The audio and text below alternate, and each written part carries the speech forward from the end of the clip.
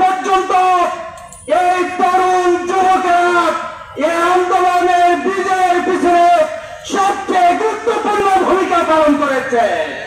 সম্মানিত ভাইরা, আজকে তাই আন্তর্জাতিক যুব দিবসে এই যুবকদেরকে সাথে নিয়ে বলতে চাই, ৩,৫৫৮ বর্গ কিলোমিটার এই সাতক্ষীরার ১ ইঞ্চি জমি এই তরুণ যুবকেরা কোন খুনিদের কাছে ছেড়ে দিবে না।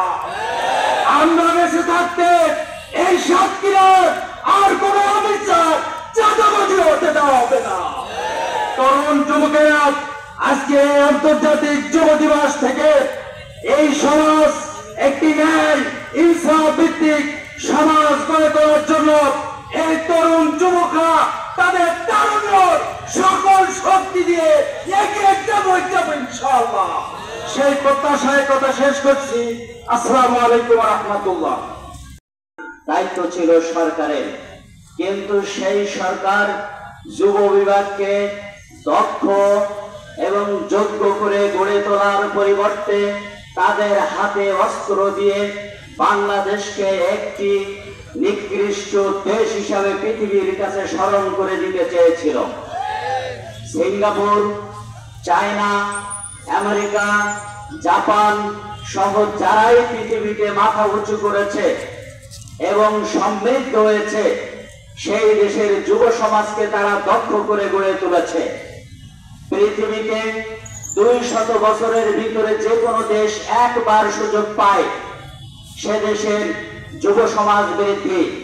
বাংলাদেশের বর্তমান সময়ে 4% অক্ষম 70 বছরের উপরে বেশি মানুষ জীবিত আছেন এবং 7% আছে যারা রিটায়ার্ড করেছেন 60 বছরের অধিক।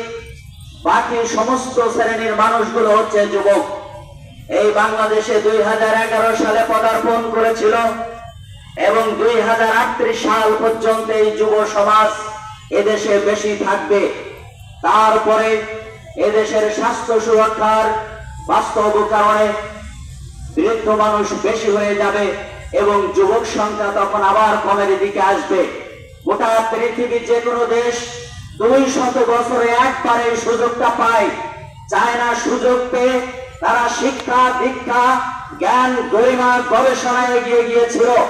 বাংলাদেশ ঠিক যে সময়কে যুব সমাজ কাজে লাগানোর উপযুক্ত সময় পদার্পণ করেছিল, বাংলাদেশের সেই সময়ের সরকার এবং তাদের অপসংস্কৃতি লালনকারী বন্ধুদের দ্বারা বাংলাদেশের রাজনীতিকে তারা উত্তপ্ত করেছিল, বাংলাদেশের শিক্ষা ব্যবস্থাকে নষ্ট করে দিয়েছিল, বাংলাদেশের সমস্ত রাজনীতিকে কলুষিত করে দিয়েছিল। তাই আজকে যুব সমাজের দায়িত্ব কর্তব্য হয়ে দাঁড়িয়েছে, আমরা ৩২ সাল পর্যন্ত হাতে পাবো তার অর্ধেক অংশ আমাদের কাছ থেকে ইতিমধ্যে বিদায় নিয়েছে। আমাদের এই দেশ সমৃদ্ধির জন্য আমাদেরকে যোগ্য করে গড়ে তোলার জন্য এখন আর হাঁটার সময় নেই। বাকি অর্ধেক সময় আমাদেরকে দৌড়াতে হবে জ্ঞান গরিমার দিকে, দৌড়াতে হবে দক্ষতার দিকে, দৌড়াতে হবে যোগ্যতায় সমৃদ্ধ হওয়ার দিকে। এর বিপরীত যারা বাধা সৃষ্টি করবে, বুক চেপিয়ে মুগ্ধর মতো বলে তাদের মোকাবেলা করে দাঁড়াতে হবে ইনশাআল্লাহ। আমরা কোন মানুষকে অপমান করবো না, কিন্তু এমন পুরস্কৃত দেখালে প্রত্যেকটার জবাব দেওয়া হবে ইনশাআল্লাহ। আবার কেউ বলছেন বাংলাদেশ জামায়াত ইসলামী, ইসলামী ছাত্র শিবির যুব সমাজকে তারা অপমানিত করতে চায়। আমরা আপনাদেরকে বলি, আমরা দেশের তরুণ যুবক শিক্ষিত সমাজ, এদেশ সমৃদ্ধ করার দায়িত্ব আমাদের আছে, এদেশ গঠনের দায়িত্ব আমাদের আছে। যদি আমাদের সেই পথে আপনার অন্যায় ভাবে অস্ত্রবাজি করে, টেন্ডারবাজি করে, ছিনতাই নাম করে বাংলাদেশকে রুখে দিতে চান, তাহলে প্রত্যেকটা গ্রামে, নগরে, শহরে, প্রত্যেকটা জায়গায় আপনাদের বিরুদ্ধে দুর্বল আন্দোলন গড়ে তুলে যুব সমাজ ইনশাআল্লাহ। সমাজ গড়ে তুললেই হবে না, তার চাইতে বেশি গুরুত্ব দিতে হবে নৈতিকভাবে, চারিত্রিকভাবে উন্নত যুব সমাজ।